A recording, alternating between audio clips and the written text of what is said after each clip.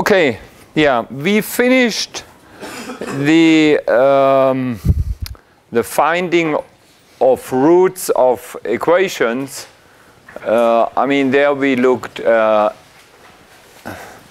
let's do it in the reverse order. We finished with the Newton's method. We did fixed point iteration, interval bisection. Yeah, that's the three methods we looked at. So, yeah, I mean, this is now, or was the end of this first numerics chapter. And now we go into function approximation, which also, at least by part, is numerics, because we will use numerical algorithms for this. Okay, so let's start right ahead. We start with polynomial interpolation. No, let's go one step back. So what is function approximation? I mean, in this chapter, our task will be, given a set of data points, we want to have a function that, yeah, I don't know, interpolates, approximates, or maybe hits all the points. So the task looks like that, one-dimensional, given a couple of points, maybe like that. And now we want a function through all these points. Oh, the function didn't hit this point. Now, is this a fault, or should it be like that? I mean, that's the type of questions we will ask. Huh? But, I mean, before we talk about algorithms that solve such a task, we have to define the task. Huh? If the task is not well defined, then there are typically infinitely many solutions. For example, here, if I just give you the points and say, fit a function through these points, then what does that mean? Is this okay, or is this a fault? A fault? You would say a fault. I would say it's okay because this is an outlier. Or what would you do if the points look like that? I mean, one solution is like that.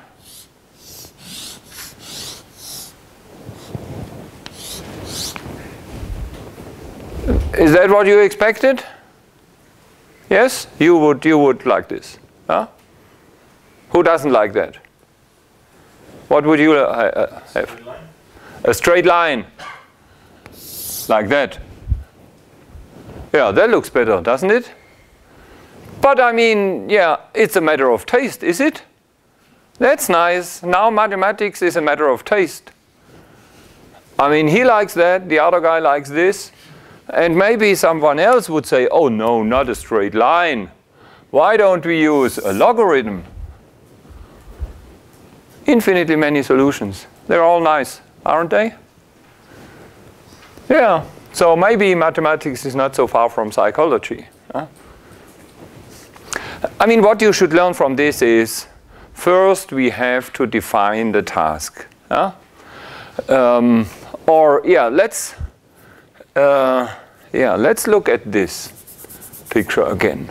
So now here we have a number of data points, and there we have a function that hits all the data points. So maybe we clearly specify that we are given a set of points, and we are looking for a function that hits all the points. And now the task is well defined. Okay? No! Still infinitely many solutions. This is also a solution. And maybe like that. Of course, we have to, I mean,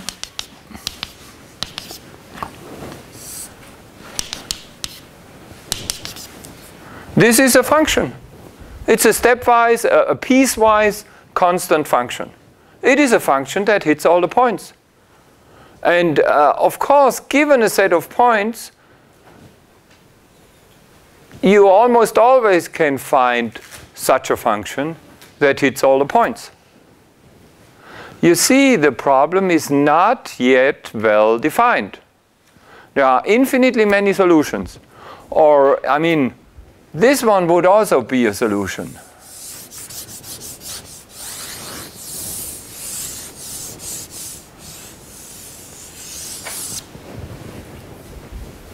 This is also a solution. It's perfect. Maybe you are not happy about this blue curve. Who is not happy about the blue curve? You're all happy with this? So we are finished. You're still happy? You're afraid of my questions when you say you're unhappy, I know. Why are we unhappy, for example, about this? Because this is, I mean, in machine learning we would call this overfitting. We fit something which is not there. Huh?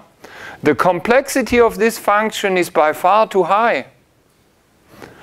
And why are you unhappy about the green function? It's not continuous, thank you. Yes.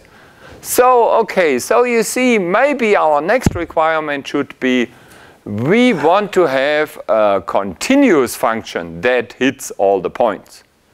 But still, if you say continuous, the blue curve is continuous. It's perfectly continuous. Huh? But not monotonic? Not monotonic? It's not monotonic. Would you expect a monotonic function through these points? No. But it might be a requirement. So if you're happy about monotonic functions all the time, but then there is no solution here. Okay, so you see there is a narrow line between infinitely many solutions and no solution. So if your requirement is monotonic and hit all the points, there is no solution. Yeah. Okay, and we will look at a couple of different tasks. Our first task is, given a set of points, we are looking for a function that hits all the points. And we already discussed this is underspecified. We need more requirements, yeah? Because we don't want to have this effect. And what we do in the first step is something very simple. Function has to hit all the points, and second, the function has to be a polynomial. So we already clearly specify the class of functions that are allowed. Okay? But this is still underspecified. Why? Now, I mean, you know from, I don't know, maybe your bachelor's, maybe from school, given 2 points, you can uniquely determine what type of function through 2 points. The linear function. Yeah, yeah. A straight line, which is a fine linear function. Huh? Okay, so, and this is a polynomial of degree 1. So we have 2 points, and then we uniquely can determine a polynomial of degree 1. Now, what is it if our polynomial has degree 2?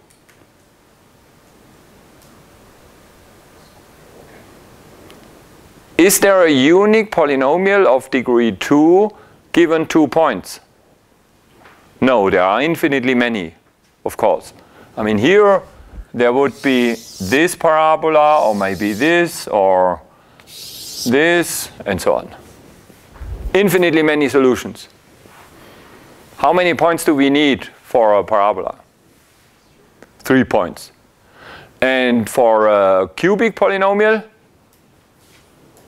4 points. Okay. So you see, we always need one more point than the degree of the polynomial is. Huh? Or in other words, if we are given n points, then there is a unique polynomial of degree n minus 1. Okay, and that's polynomial interpolation. Yeah. Oh, Zeigestück. Given such a table of points xk, yk, and we are given n points. Sort is a polynomial p of with the property p of xi is equal to yi, and that means, what does that mean intuitively? The polynomial hits all the points. Okay, and now this is our ansatz. And you see, given n points, we require the degree of the polynomial to be n minus 1. For the obvious reason we have just seen. Okay, so now this is our polynomial. And you all know how you determine these coefficients now. How would you do that? I give you 4 points, and you have to determine the coefficients of a cubic polynomial. How would you do that? Given 4 points, sort are the coefficients of our cubic polynomial. What would you do? We have these 4 unknowns, and with these 4 points we can make 4 equations. Yes. Yes. So we substitute the 4 points into the polynomial equation and get 4 equations for 4 unknowns.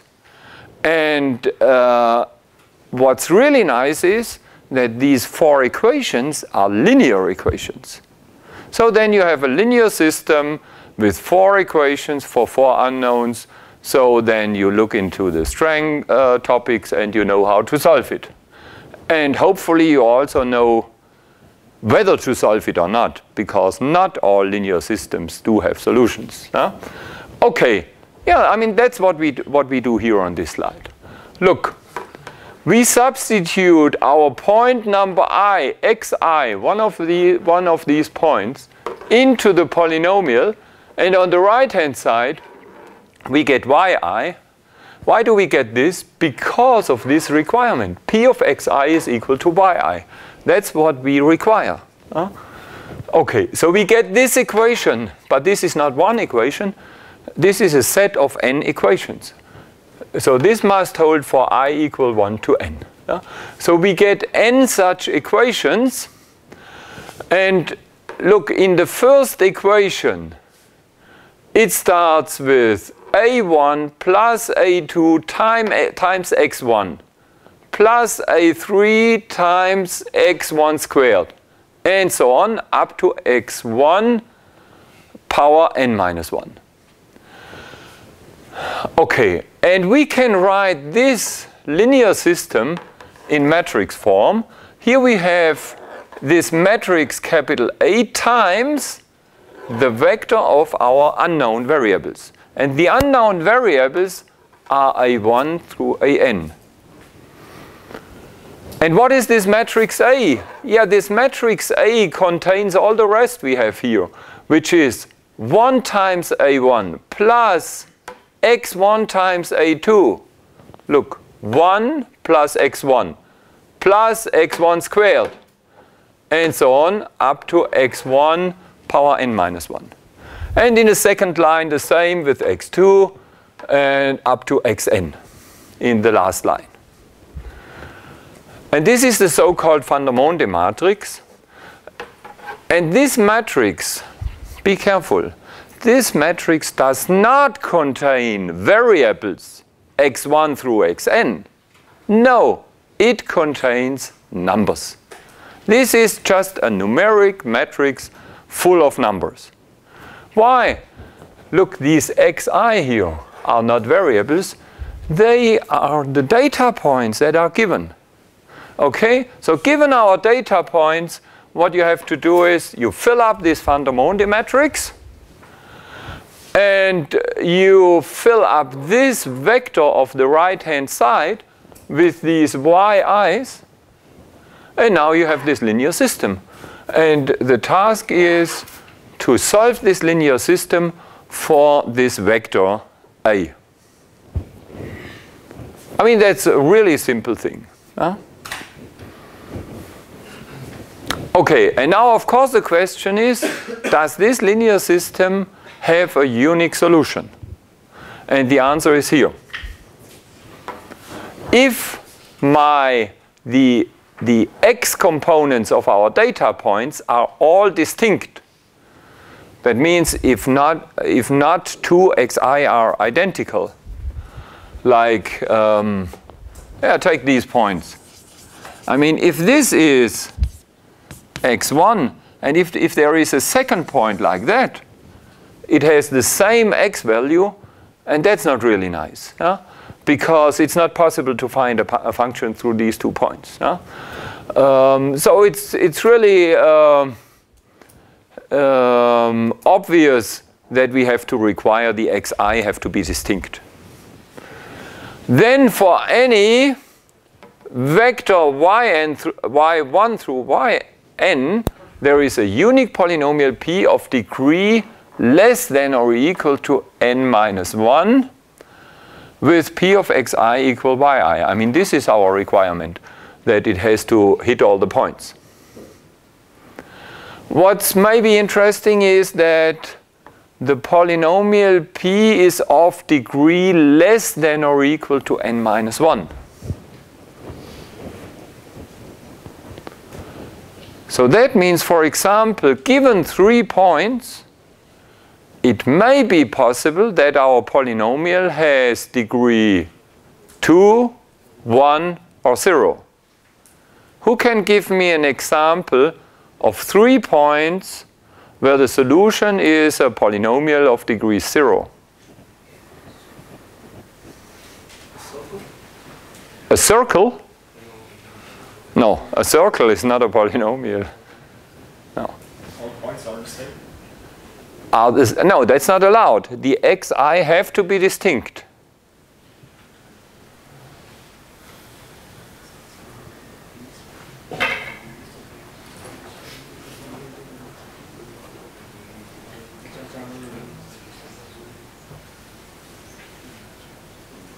What is a polynomial of degree 0? Yeah? If all points have the same y value. Yeah. Yeah. So they are kind of constant. So the picture looks like that. And then the solution is a constant function. That's a polynomial of degree 0. Okay. Or, I mean, in other words, of course you could say it is a polynomial of degree 3, but it is one where the 2 leading coefficients are 0. But, I mean, let's talk about the definition of a polynomial of degree n. The degree of a polynomial is the highest order coefficient which is non-zero. And therefore, this is a polynomial of degree 0 and not of degree 3. Okay, and now let's look at the proof of this theorem. Yeah, we want to show that this linear system, this matrix A times the vector A is equal to the vector Y, that this system is uniquely solvable, that this has a unique solution. And what we do now is we show that the null space of this matrix A is the 0 vector. And this is equivalent to the system has a unique solution. So because I mean, if the null space would be bigger than just the 0, then the system wouldn't have full rank, and then it wouldn't have a unique solution. Okay. So we have to show that this system, matrix A times vector A equal the 0 vector, has the only solution A equals 0. Because this is the null space is the 0 vector. Okay, so now we look at this system equals 0. What does that mean? I mean, this matrix A comes from substituting all the points into our polynomial. So this is equivalent to, for all the points, P of xi is equal to 0. Or, I mean, you could see it differently. This 0 here is the replacement for this y vector. And the y vector are the values of our points. So now we have a couple of points just on the x-axis. Okay, now look at this. So for n points, we have P of xi is equal to 0. P of x1 is 0, P of x2 is 0, up to P of xn is 0.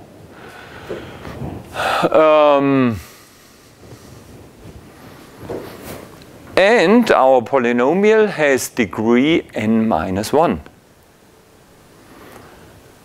Now let's look at an example. Given 3 points, and they all have to be on the x-axis. Oh, should we switch on the light? At least this one. You need more light? You can have, of course. Okay. 3 points on the x-axis. Thought is a polynomial of degree 2. A parabola. Have you ever seen a parabola with 3 roots? That's kind of funny, isn't it?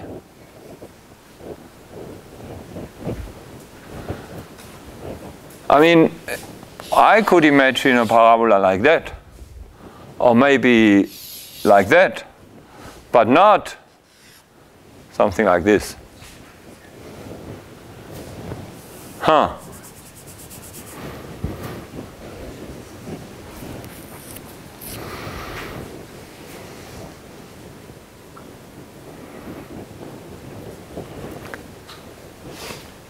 The only polynomial that hits all these 3 points is this one, the 0 polynomial.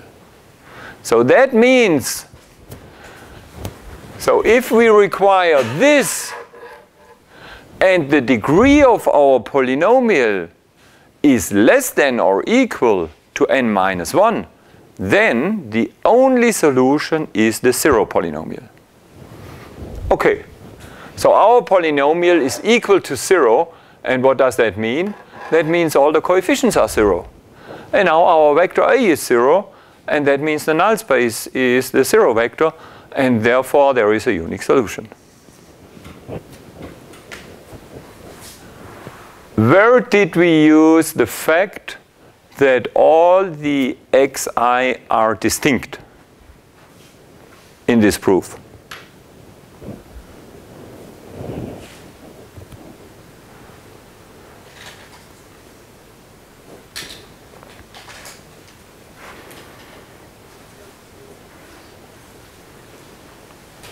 Where did we use this fact? For all values of I equal to 1 to n, pxi equal to 0. Yes. If here we allow 2 points to be the same, then we no longer have 3 points here, but only 2. And then, of course, there is a non-trivial parabola which hits the 2 points. So at this point, we really need the fact that all the points are distinct. All the x values are distinct. Okay, yeah, that's it. I mean, now we know everything. We know how to find our polynomial, and we know that it works if the x values are distinct. Let's apply it. Here we have an application. So what I did is I want to try whether this new method works. And in order to try whether something works, it's good to have a problem where I already know the solution. And now I took the sine function, which is this dashed line. This dashed line is the sine. And now I took 5 sample points from the sine, which are these points. And for 5 points, I can interpolate a polynomial of at most degree 4. And this is our polynomial. This is what we get. Isn't it nice? In this interval between -2 and +2, it's quite a good approximation of the sine function. And if we take more points, we get an even better approximation. So now we took points between -3 and +3, 7 points. And I mean, here we get quite a good approximation. Of course, outside the interval, we cannot fix the polynomial. Of course, I mean, we know that a polynomial goes to infinity for x towards infinity. So it cannot be like a sine towards infinity, and to minus infinity the same. But it looks quite nice. We can take even more points. And we get a very nice approximation of the sine function. Yeah. But now let me show you that it's not that nice all the time. This is the classical counterexample. We take this function, 1/1 plus 25x squared. And this function looks quite similar to such a Gaussian normal distribution. Yeah.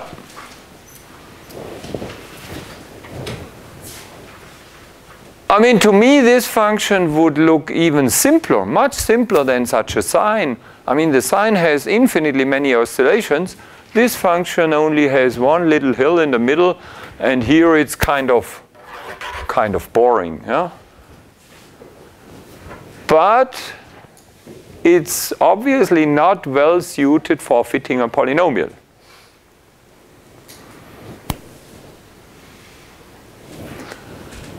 I took even 2, 4, 5, 11 points.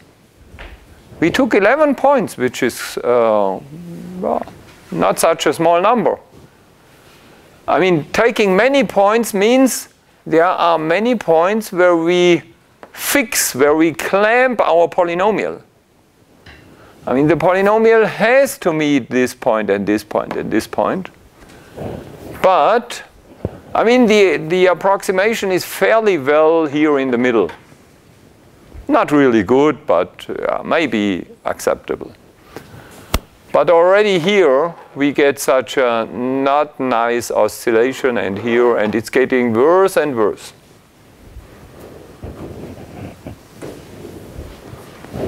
Yeah.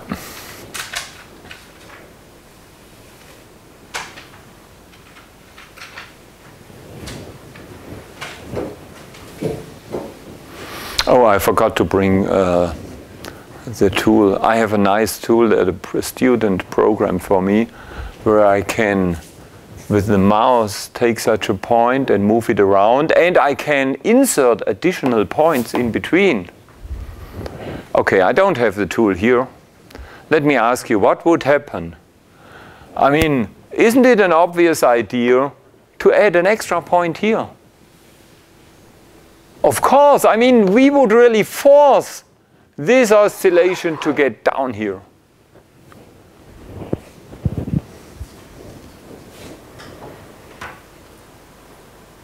But that would not solve the problem. the problem would get worse. It would get even worse. I show you what would happen. So if we would, suppose we would add another point here, and one here, and one here, and one here, and here the same. Of course we would force this guy to get up here. But I mean, this is like if you have a Hiwi. You know what's a Hiwi? A Hiwi is a student who works for me. Huh? And if I don't specify the task well for the Hiwi might escape like this polynomial here. Huh? I mean, the only thing I specified here was hit this point and hit that point. And now, I mean, this is not a nice Hiwi here, because he tries to escape as far as he can in between the points. Huh? And I mean, if it's a not nice Hiwi, and I specify these extra points, what would this guy do? I mean, he would, of course, do something like that and go down even further, and something like that would happen. And it would really happen, especially here in the outer part of the polynomial. And you understand why this happens. I would add 10 extra points here in order to clamp the polynomial down to our function. But why is this a bad Hiwi, this polynomial?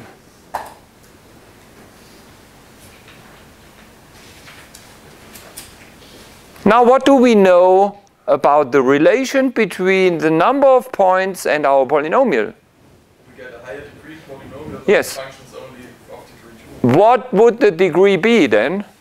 We have now 21 points. 20. The degree would be 20. What does it mean, a degree of 20 for the polynomial? There are many solutions. Many? No, not many. One unique solution. That many roots. How many? 20. 20. Yeah, I mean, we get 20 oscillations around here. But my question is, why are these new oscillations much worse than the old ones?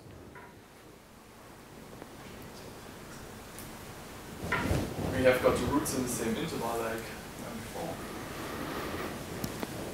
before. Yeah, that doesn't answer my question. No, the answer is really simple. The highest order term of the polynomial then is x power 20. Can you imagine that x power 20 goes to infinity faster than x power 11? Much faster. By a factor of x power 9 faster. Obviously, the slope here at the margin of the interval is much higher than it was before. So it's not a good idea to add extra points for our polynomial. Because with every new point, I increase the degree of the polynomial. And the polynomial has to go to infinity very steeply. That's the problem we have. And that's why we are not finished with function approximation. Huh? I mean, yeah, it would be nice if we could solve everything with polynomials. Huh? But there are some properties which are not nice, as you can see here.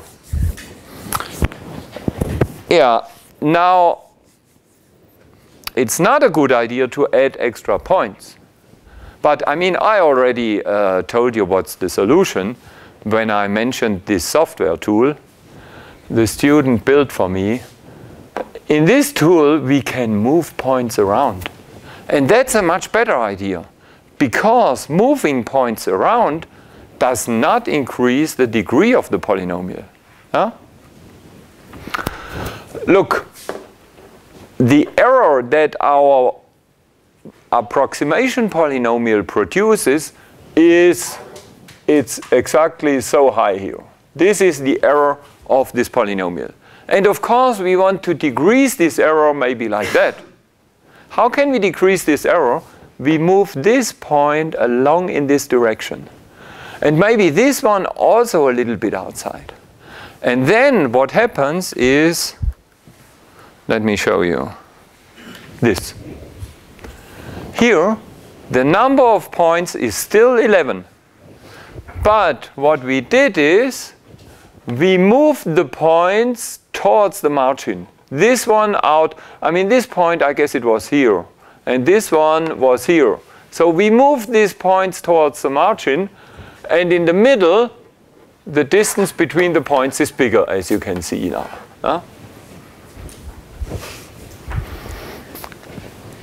And I mean, I could give you this tool, or you program it by yourself, and then you can play around. And there are infinitely many possibilities to position 11 points on an interval -1, 1. So you can play around infinitely long until you find this optimal solution. And maybe it's better to do a little bit mathematics and to know the formula. I mean, there was this ingenious mathematician, a Russian mathematician called Chebyshev. He found a formula how to position our 11 points on this interval such that the maximum error, which is this here and this, you see, the error here is about the same as it's here and here and here and here. So the points are distributed in a way such that the maximum error that our polynomial produces is minimal. That's the task. Okay, now let's go back to this question. Yeah.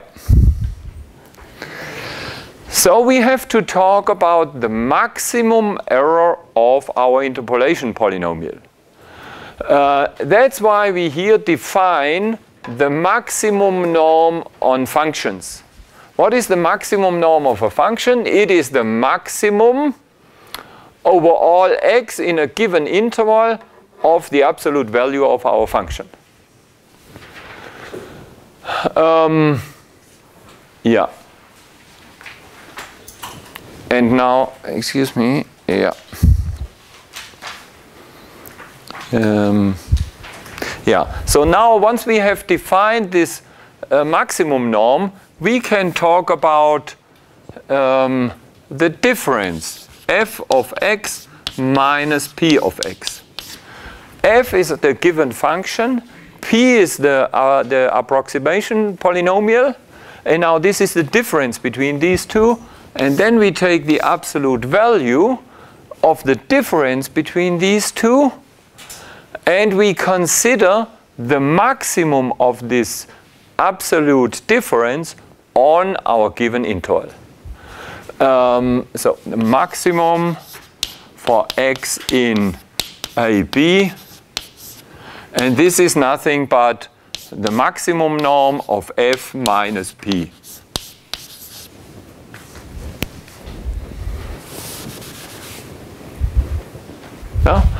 And our goal is to find a polynomial such that the maximum norm of f minus p is minimal. That's our goal. Okay. Yeah.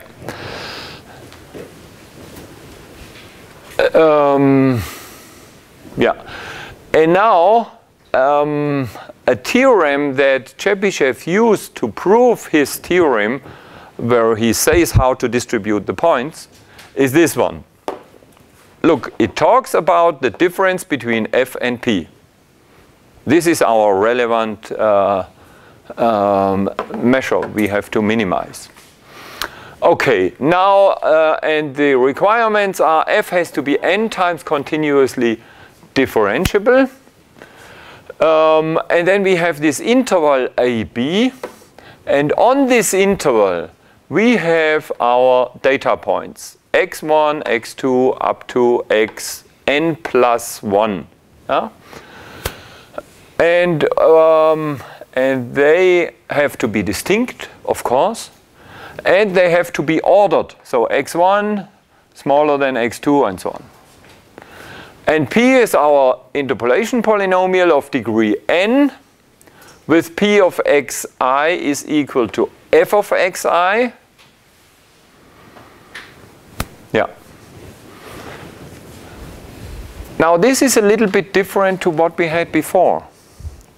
Before it was p of xi is equal to yi, our given data points. But now we have a different task. Look, we switched the task. Now we are talking about the task given a function, sort is a polynomial that approximates the function. So that's a new task. It's a different task. Okay. And that's why here we require p of xi is equal to f of xi. Okay, so the new task is, go back to the picture. Given a function, the dashed line, and a number of points xi, x1, x2, x3, and we want to have a polynomial of degree n that hits the function at all these points. Okay. And then there is this nice formula for our approximation error. And now look at the right-hand side here. Isn't that nice? That reminds you of what?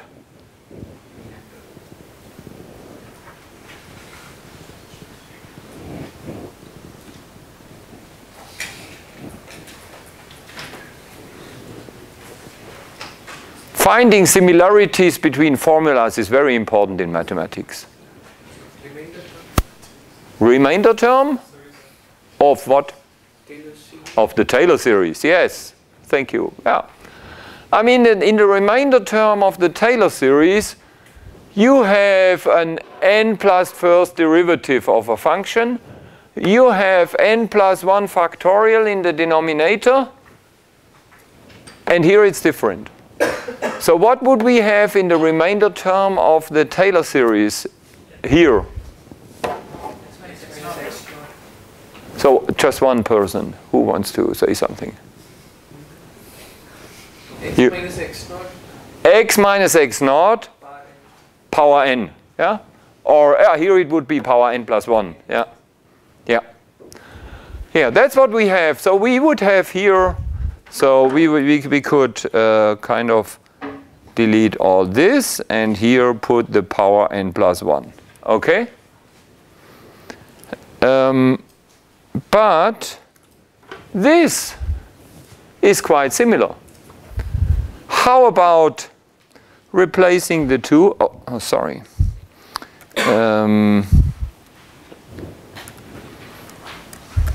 How about replacing the 2 by a 1 and all these indices just by 1?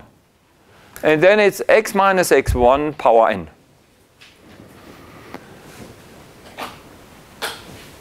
Yeah.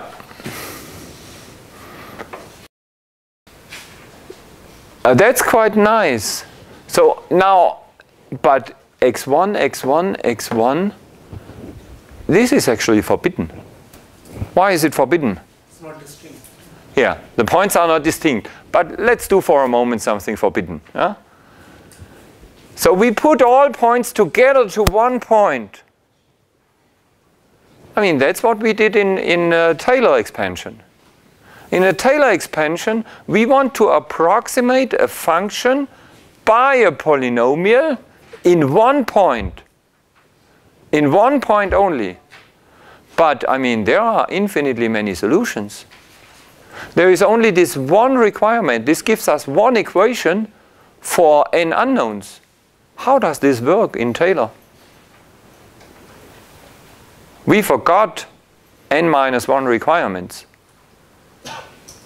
What are the other requirements? The first requirement is the Taylor polynomial has to hit this point. And what is the second? Derivates Yeah, the first derivative has to be exactly the tangent, and the second derivative and the third and so on. So we have n requirements from n derivatives. And so we get n equations, and that's how we compute the Taylor formula. Okay, here we have n different requirements. Here we have n zeroth order Taylor requirements. We have to hit this point, and this point, and this point, and this point. And that's why we get this product of x minus x1, x minus x2, and so on. So that's, yeah, I mean, it's really nice to compare this with the Taylor expansion. Okay, yeah.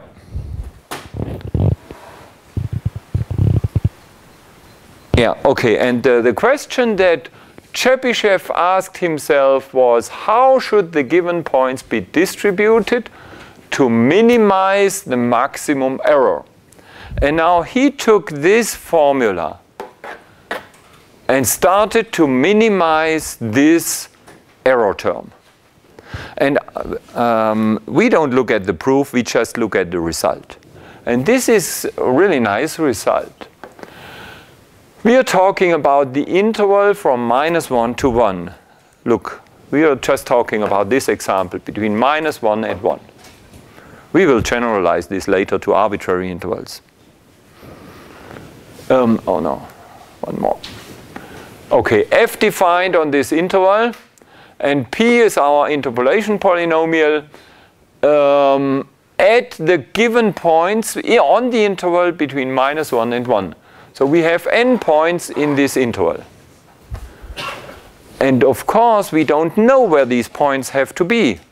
But this theorem tells us the approximation error is minimal if we distribute our xk like minus the cosine 2k minus 1 over n times pi half for k equal 1 to n. And these values xk are called the Chebyshev abscissas. Yeah, and now let's look at an example. For n equals 6, these are the points between -1 and +1. And you can clearly see that the distance here is about half the distance here in the middle. And yeah, what happens if we apply this is this. You have seen it already.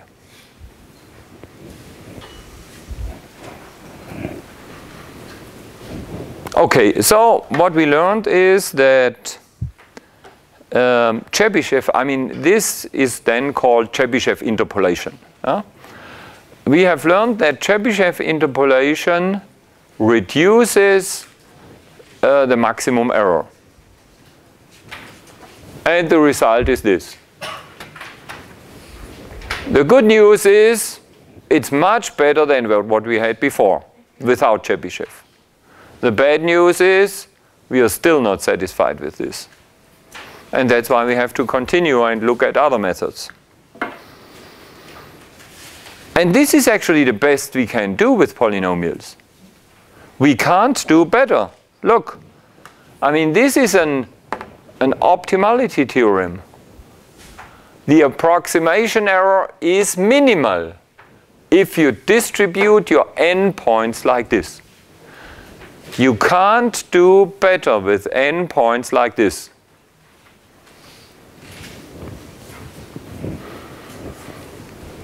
What you can try is increase the number of points, but I'm afraid it would be worse. It wouldn't be better, it would be worse.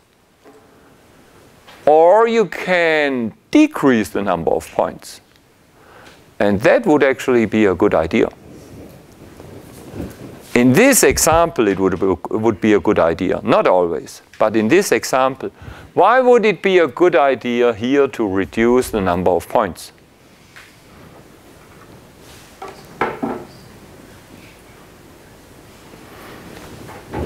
And let me ask the second question. How many points would you use to get a better approximation? 3 to 5. 3 to 5? Yeah, that's a good idea. 3 points. Let's talk about 3 points.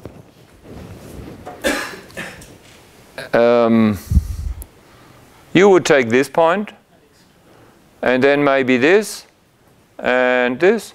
How about that? And then you would get a polynomial of degree 4, which would look, I don't know exactly, like that. Polynomial of degree 4 looks like such a W, something like that. Huh? I mean, that would be much better an approximation as this. And it would also be better than this. Yeah? Maybe go back to this picture. Yeah, and maybe 5 points might also be a good idea. So you would use this point, and maybe this, and this, and this. That's a good question. We should actually try it. Nobody knows what would happen. I'm afraid the picture would look like that. Something like that. Yeah? Yeah, but then, what can we do to improve it? Distribute it like Chebyshev told us. Yeah? And that would mean we have to move this point around here. And then it might be quite good. Okay. Yeah, so much about polynomial interpolation. Oh yes, I promised you to give you a formula for arbitrary intervals. Here we only talk about -1, 1. Okay? And here is the formula for arbitrary intervals. That's the formula.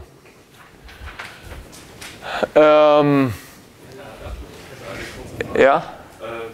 Beim ersten Bild, was Sie gemacht haben, haben Sie 3 Punkte genommen und dann eine... Hier? Ja. Nö, das mit dem Sinus. Nein, weiter. Schon bei dem Bild. Ja? Da hatten Sie doch 3 Punkte genommen und dann ein Polynom des Grades hoch 4 genommen. Wie geht das? Ach so. Das kann ja eigentlich nur eine Parabel. Oh ja, stimmt. Sorry. Ja. Ja. Ja. Thank you. So he is perfectly right. I'm sorry for that. Yeah. Thank you for this hint. So what I did is I took 3 points and then a polynomial of degree 4, which is nonsense. Yeah? So what the solution here would be something like that. Of course, we would get a parabola. Thank you. Yeah? So we have to take 5 points in order to get a polynomial of degree 4. Which then, now let's do it again. 5 points like that. And we get a polynomial of degree 4, which is such a W kind of shape. Yeah. It may look like that, but it may also look like that. We don't know. Yeah? Yeah, so we have to take 5 points. And then maybe we get a kind of reasonable result. Okay, so where have we been? Ah, yeah, here. This little corollary tells us how to distribute our points if the interval is an arbitrary interval between A and B.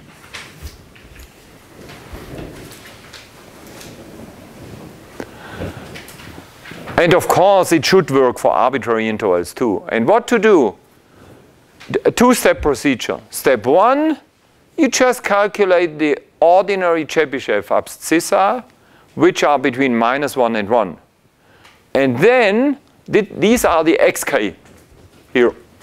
And then you take all the xk, apply this formula, and get the new tk, which are now the points in this interval.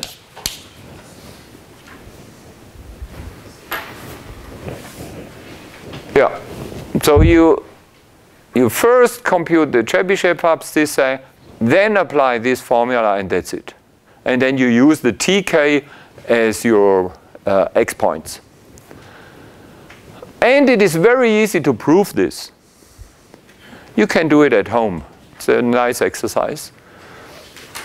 How can you prove this? I mean, this formula is nothing but a linear mapping of the interval -1, 1 onto the interval AB. That's it. So you look at this picture.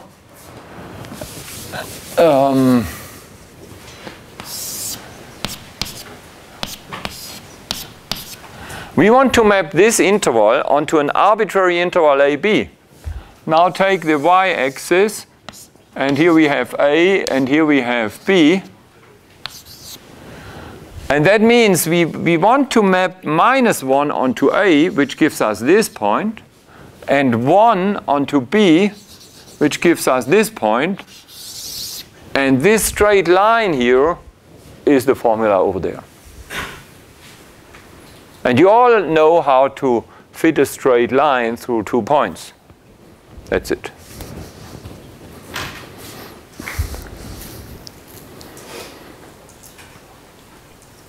Okay, yeah. Now we are finished with polynomial approximation. We see that it's very easy, but that it's limited. Now what can we do to solve the problems? Let's go back to the picture here. Or no, let's go back to the other picture. It's even better.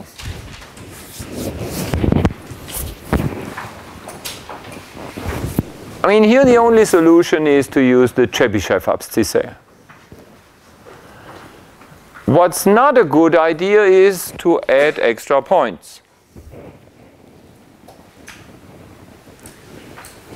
Maybe it's a good idea to decrease the number of points, to use fewer points. And also, I mean, you see the problem here comes from the high degree of the polynomial. And the high degree of the polynomial produces high oscillations near the margin of the interval. Because for large values of x, our polynomial has to diverge. It goes to infinity. So maybe it would be nice to have a degree 3 polynomial here and here, everywhere. Huh? But if it's only degree 3, then maybe it's not powerful enough to represent arbitrary shapes of the function. But that's the next solution we will look at. And it's called splines, cubic splines. Cubic splines is a method where we do the following thing. We take a number of points, and the function may be very complex.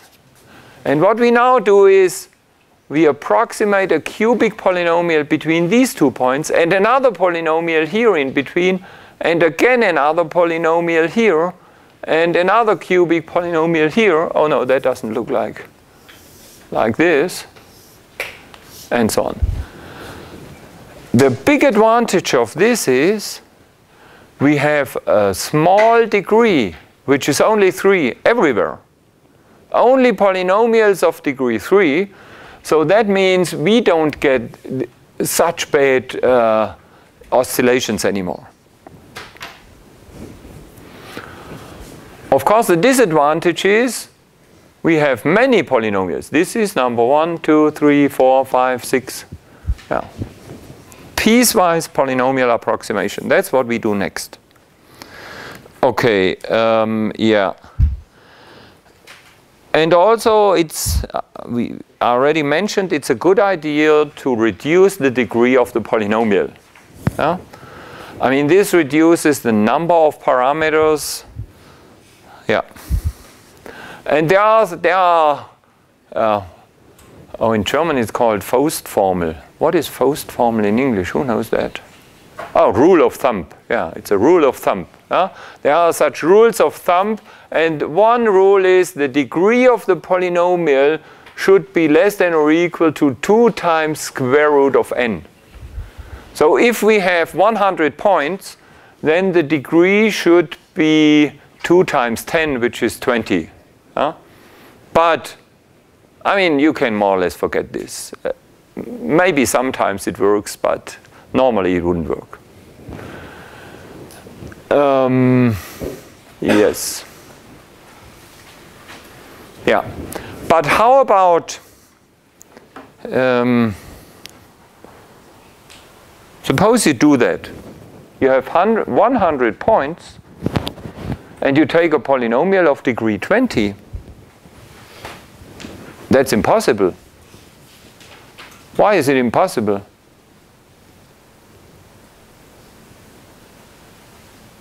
Because we have proven, given 100 points, there is a unique solution of degree 99. And how about degree 20? You get, from these 100 data points, you get 100 equations for 20 unknowns. That's what we call an overdetermined system. And this will be our third next approach. We will then look at overdetermined systems, and this is very interesting. Yeah? Solving overdetermined systems exactly for such function approximation tasks is a very powerful solution. Yeah? Not only for polynomials, even for other basis functions. So this will be a next approach, a very interesting approach. Okay, yes. Yeah, I will omit this. I just mentioned this. Who has never heard about the Horner scheme? Oh, these are too many. Okay, so you read it somewhere in Wikipedia, wherever. And you need to know it, because it's a nice little trick to evaluate polynomials efficiently. Oh, maybe I say a few words. Okay. This is our polynomial. Now, when you do it in MATLAB on the computer, maybe drawing such a polynomial, for every point you draw, how many numeric evaluations has the computer to do? I mean, there are about n additions, and how many multiplications? There are n multiplications, but then there are these exponential operations which are very expensive. Yeah? If you do it naively, then here for x power n minus 1, you have to do n minus 1 multiplications. So the complexity of evaluating this naively is quadratic in the degree of the polynomial. But this can be done easier if you write this as a1 plus x times, and now you open the bracket, so we can take this x out of the bracket, times a2 plus x times a3, and so on. And then you see there is no more applications of the power function. What we have is n additions and n multiplications, and the complexity is linear. That's the trick, and that's it about the Horner scheme. Okay, yeah.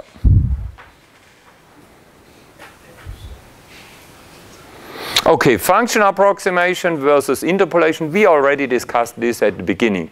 There is this one task which we have, for example, here with the white line. Given the points, we want to hit all the points. That's what we call interpolation. Yeah? And then there is this other task, like here, given a set of points, and here we do not want to hit all the points. We want to have such a fit. Because typically there is the assumption that these oscillations are due to random errors. And we do not want to approximate random errors. We want to approximate some function which is underlying these points. So there is function approximation and interpolation. Interpolation is whenever you know these points are exact and I have to hit all these points. Then we do interpolation.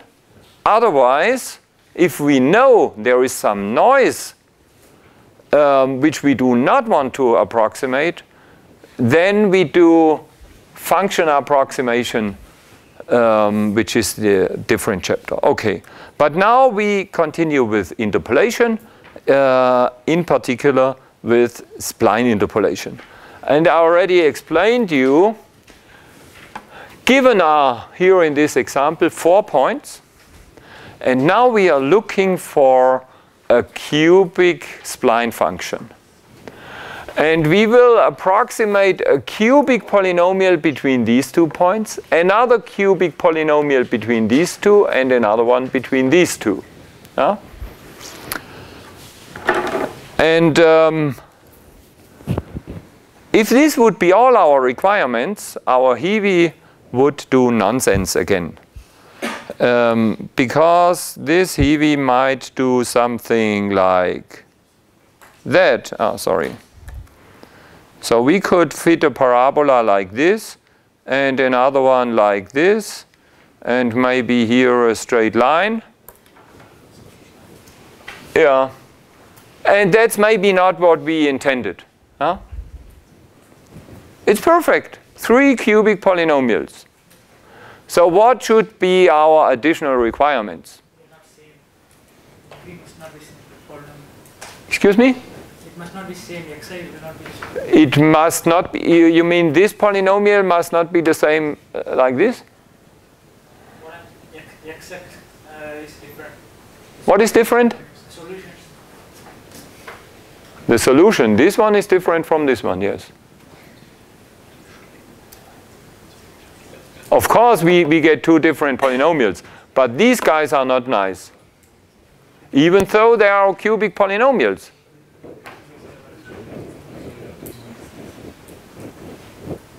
What is your additional requirement to prevent our Hiwi from doing this? This is continuous. This is continuous. Yes.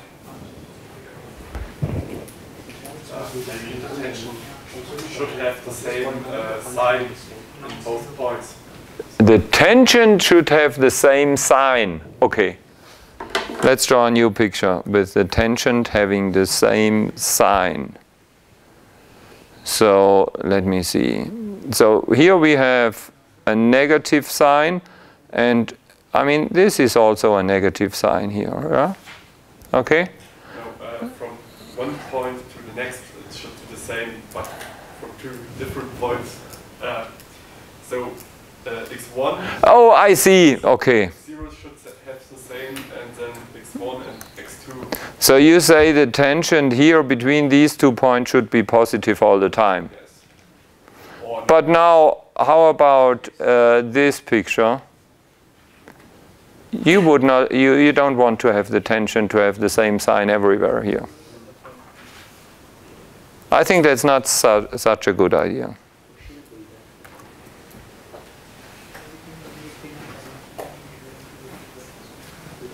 Who said continuous? Okay. Yeah, you should go one step further.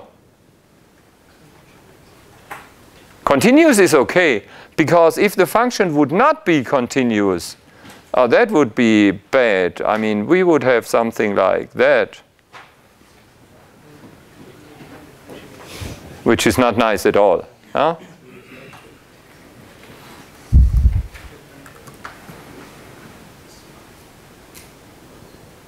How about differentiable? I mean, what we had was this.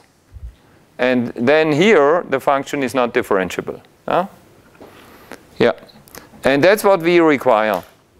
We require our function to be 2 times continuously differentiable. Not only once, even twice. Yeah? And now let me show you what that means, that the second derivative is continuous. This is a very strong requirement. It gives very smooth functions.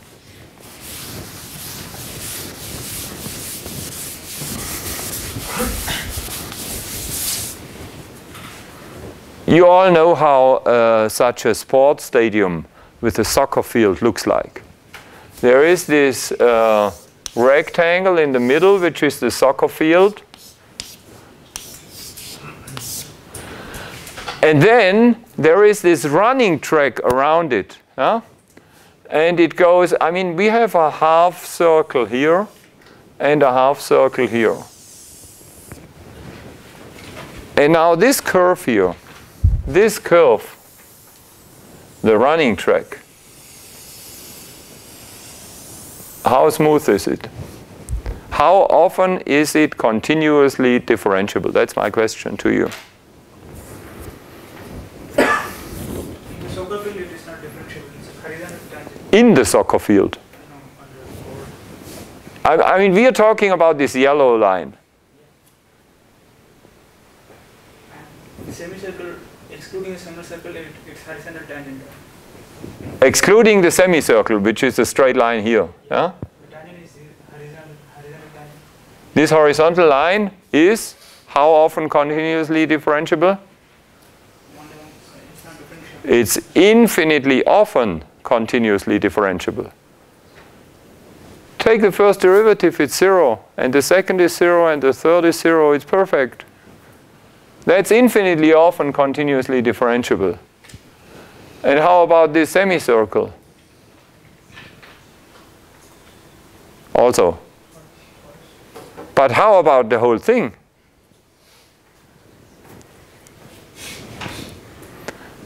The critical points are these four guys here.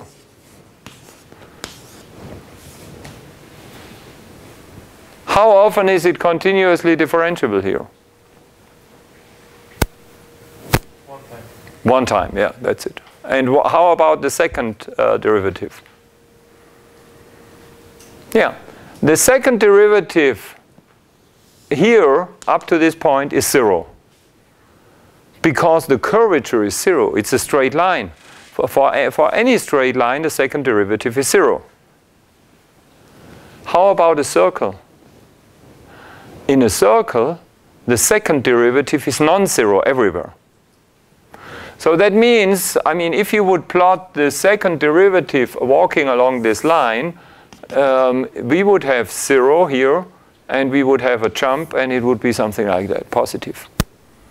Okay, so you see the running track on the soccer field or in the sports stadium is only 1 times continuously differentiable. So that might be quite dangerous for these runners running around here. I mean, they're running a straight line, and then immediately they have to jump into the curve. Huh? I mean, yeah, is this possible for humans?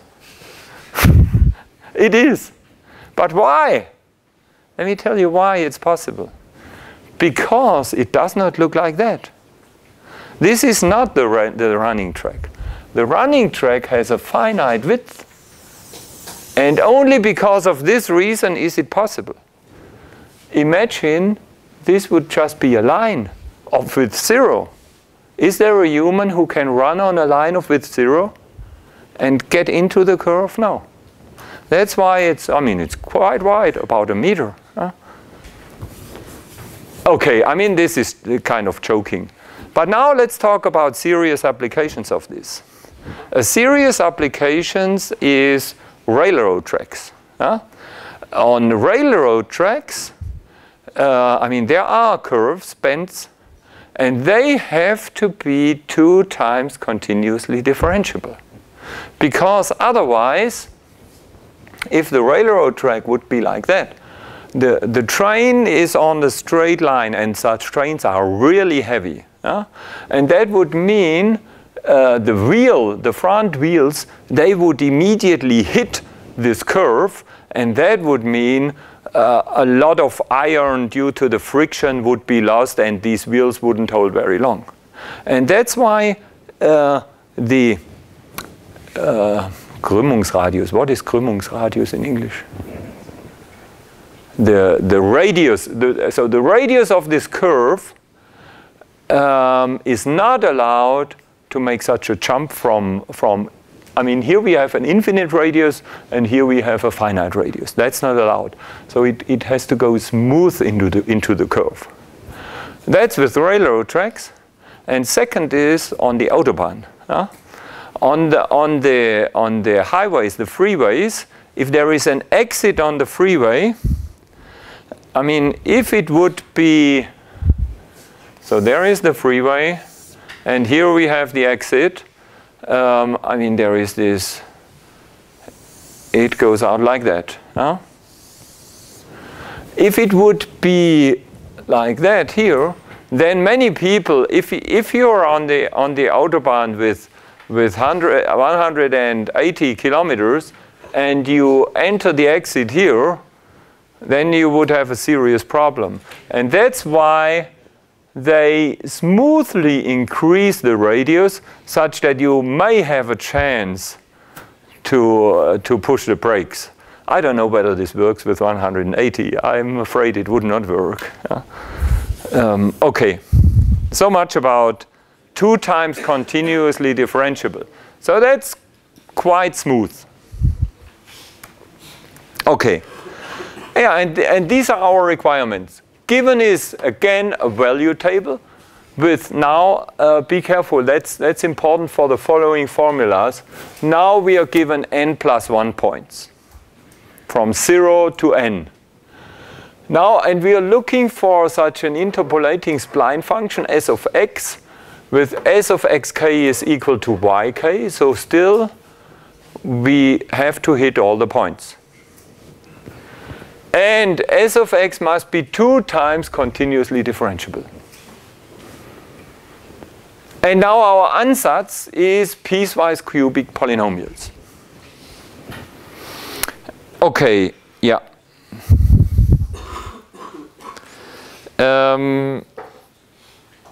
Yeah, from this 2 times continuous differentiability, we know that the first derivative of the spline has to be continuous and the second derivative too. And this is a requirement, that's important, this is a requirement for all inner points. And only for these. I mean, what about here? It doesn't make sense to talk about what's on the left of this point. And also, it's not a requirement for these regions here, between the points. Why not? Because we have cubic polynomials. And we know that any polynomial is infinitely often continuously differentiable. So the only critical points are the inner points here. Okay, yeah. Ja. Das heißt also, der erste Wert, der muss nicht zweimal differenzierbar sein. So his question is that, he said, does this mean that at this point the polynomial does not need to be 2 times continuously differentiable? Huh? Yes, you're right. I mean, it actually doesn't make sense to talk about such a margin of an interval, because differentiability of functions is only defined on open intervals. If you have such a closed interval and we are at the margin of the interval, it doesn't make sense to talk about differentiability. Okay? And if it doesn't make sense, we cannot require it.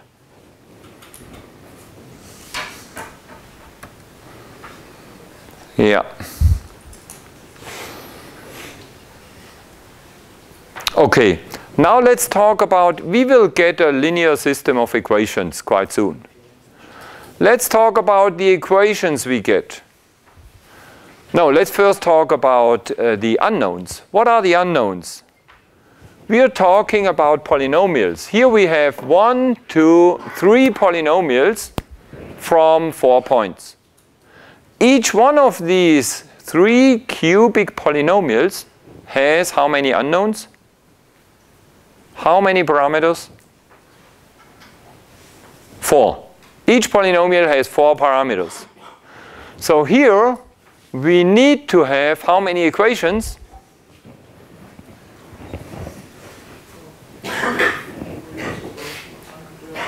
We need to have 12 equations. 12 equations for 12 unknowns. Now we get 1, 2, 3, 4 equations from the points. So 8 equations are missing, or 8 conditions. But now our additional requirements are our function has to be 2 times continuously differentiable. So then we get from, at this inner point, we get one more equation from the first derivative. The first derivative of this polynomial, it has to be the same as the first derivative of this polynomial at this intersecting point. This gives us one equation. The same thing for the second derivative gives us 2 equations. And again, 2 equations from here, which are 4 equations. And now, how many equations do we have? We had already 4. Yeah. So now we have 8 equations for 12 unknowns.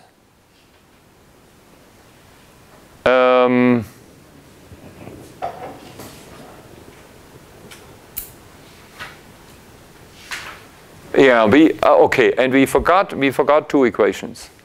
We forgot 2 equations because the 0th order derivative, which is the function itself, this function has to be the same as this function at this intersecting point. And also this function has to be the same as this at this intersecting point. And this gives us 2 additional equations. So we have 10 equations for 12 unknowns. And then there are 2 equations missing. And here we do have a little bit of freedom.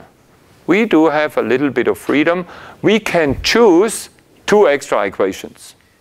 You can select whatever you want. But I mean, it's useful to do something reasonable. And what we will do is we will require the second derivative of this first spline at this point to be 0. And the second derivative of the last spline at this point to be 0.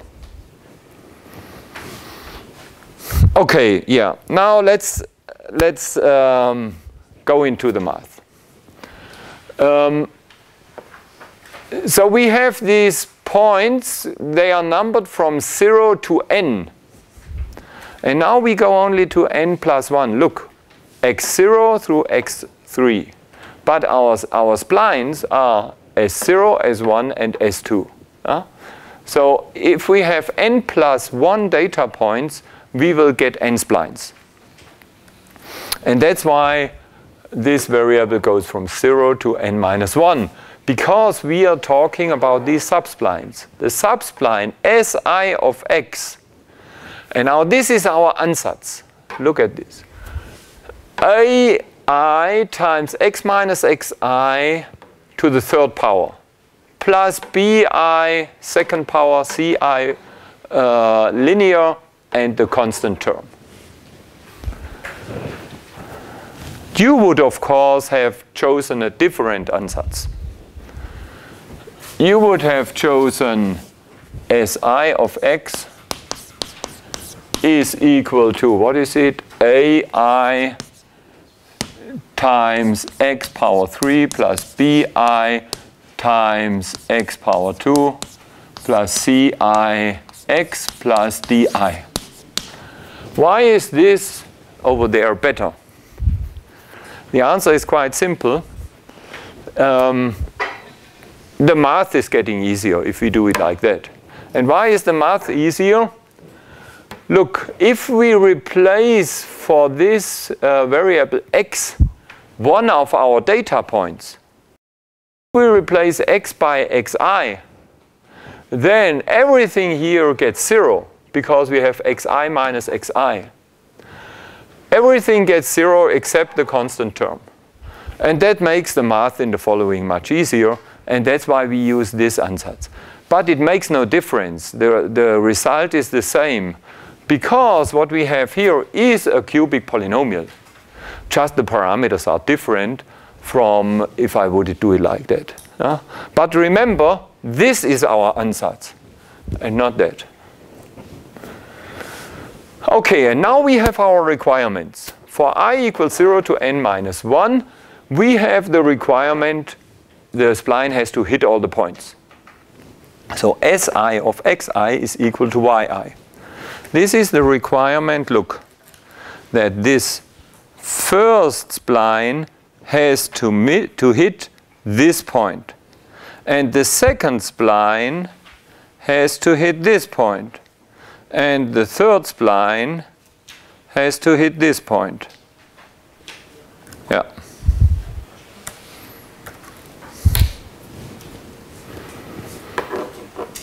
And now as n minus 1 of xn is equal to yn, this means that the rightmost spline has to hit the last point.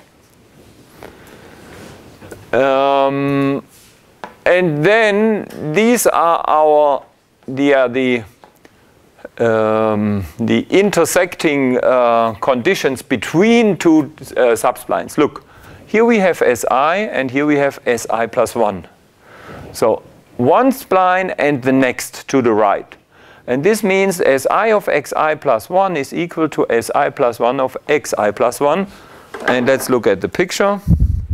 This means, for example, that this spline has to hit this point as well as this spline. So these two splines have to be the same in the intersecting point. That's what we have here. And this is the same thing, just we add this prime here. So the same thing has to hold for the first derivative and also for the second derivative. Okay, and that's all. That's all our requirements. And now let's count how many requirements do we have. Here we have n minus 1. And here 2 and here 2. So this is 3 times n minus 1.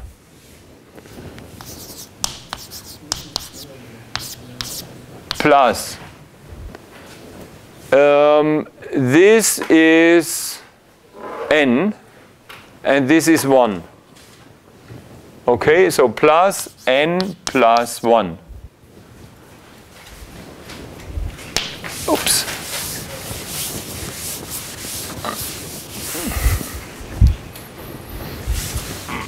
So we get 3, this is equal to 3n minus 3 plus n plus 1, which is equal to 4n minus 2. So you see we have 4n minus 2 requirements for how many unknowns? 4n. 4n. Or in other words, 4n minus 2 equations for 4n unknowns. So 2 equations are missing. And that's what I told you before. You can freely add 2 extra requirements. And why are these 2 requirements missing? This is due to the margins. Here on the margin I don't have the condition and here. And now typically we add 2 requirements about these margin points. And the simplest additional requirements, that's what we call the natural spline, is we want to have the second derivative here to be 0 and here to be 0. And look at our sports track. Second derivative 0 means kind of a straight line. So it ends like a straight line. So we don't have, it doesn't end like a curve. This makes sense sometimes, but not always. You can add other boundary conditions. We will look at them. Okay, but now we do this with the natural spline. So we add this condition, the second derivative of our spline at x0 is 0 and at the last point also 0. And now we have 4 n requirements for 4 n unknowns. And this is, of course, necessary in order to have a chance to get a unique solution.